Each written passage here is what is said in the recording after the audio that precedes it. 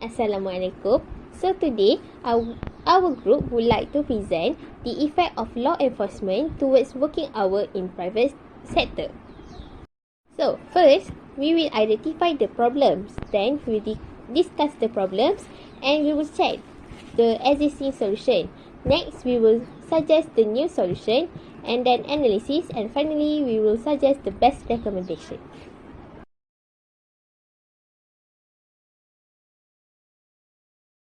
Is our group members.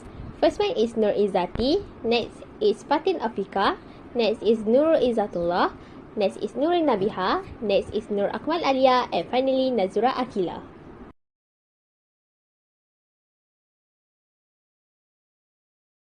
Hi, my name is Nabiha. I would like to discuss about the problems that has been happening nowadays caused by the long working hours, especially in private sector. Okay, first of all is dissatisfaction between employee. For example, nurse dissatisfaction, where it causes ability of the healthcare organization to deliver quality treatment and meet the needs of the patient has been decreased. Next is the impact on health, where long work hours have a detrimental impact on health, including hypertension, cardiovascular disorders, obesity, diabetes has increasing, especially among adolescents nowadays. Next is the increasing rates of obesity. It is caused by estimated that on average, workers spend around 8 to 9 hours a day sitting at their desk. That makes the obesity rates nowadays increased. Okay, lastly, the effects family relationship nowadays, where people had tend to lack time for their family or social life. So therefore, it is important to examine this issue and to find effective ways to deal with these problems. Okay, next we will continue with the factor and also the impact of law enforcement towards working hour in private sector. Okay, factor and impact of law enforcement. First is the cause of chronic fatigue syndrome. What is chronic fatigue syndrome? Chronic fatigue syndrome is actually a result of long-term fatigue. The cause because of the great mental and physical stresses. It can affect the work performance of the workers. So we need to prevent extra or overworking as it will tiring the body. Next is because of to improve the work performance.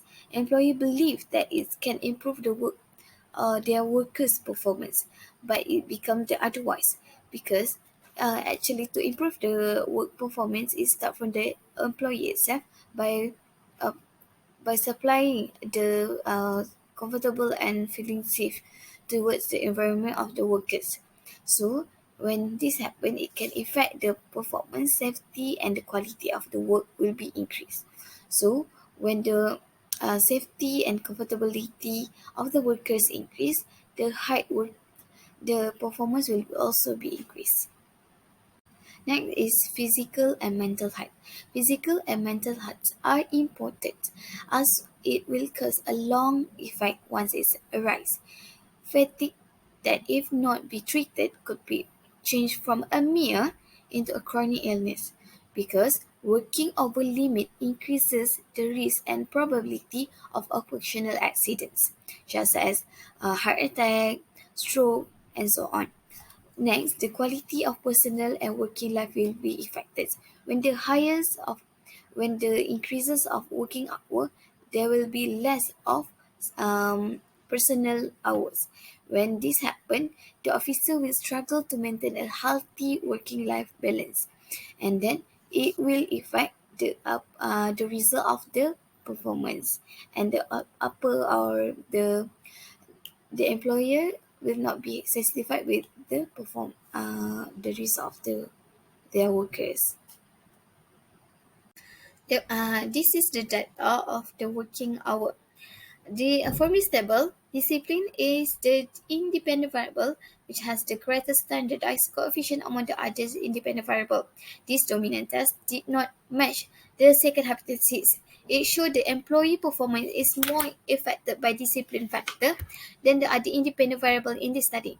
Standardized coefficients have positive value. It means that the higher the level of discipline, the higher the level of performance of the employee. Next, this is the data or the theoretical framework of the quality of work life. There is 8 independent variable and 1 dependent variable. The 8 independent variable is about job satisfaction, career development, top management environment, and communications, and others. While for the independence is the quality work life. This is also the data that stated about the relationship between the work hour, sleep duration, and depressions. The table below, the picture 3.2, stated that the percentage for the quality of work life between the remote workers and office workers.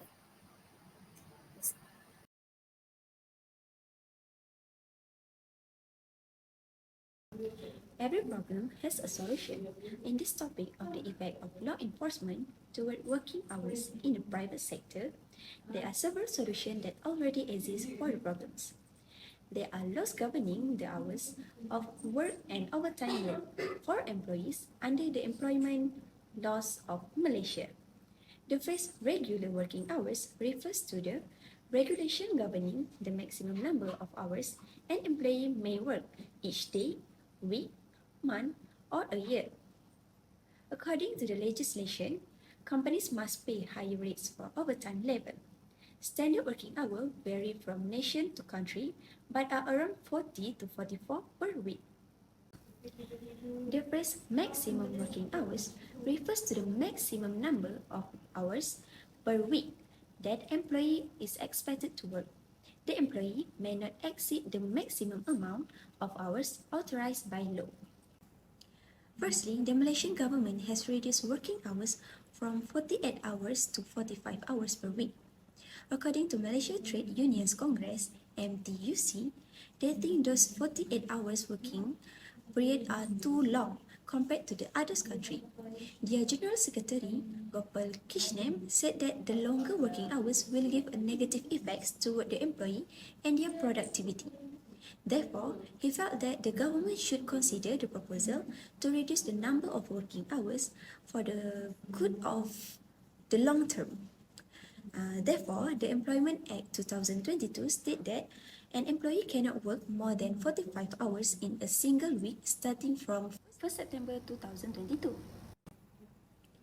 However, in this section, 60A3 of the Act says that any specialists who are expect to work additional hours is qualified for extra time installment.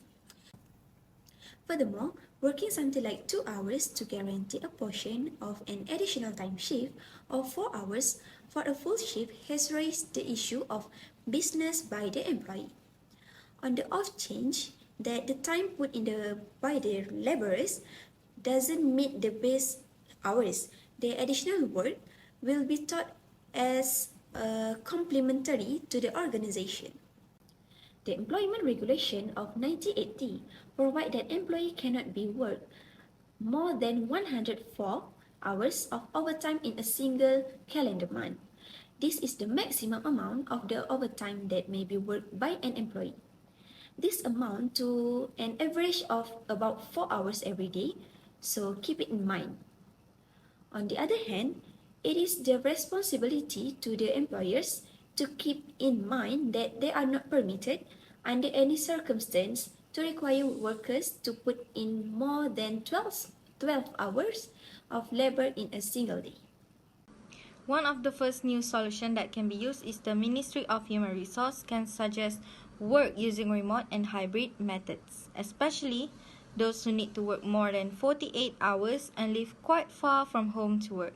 About 60% of non-remote workers reported experiencing pressure when working extra hours with meeting clients and managers.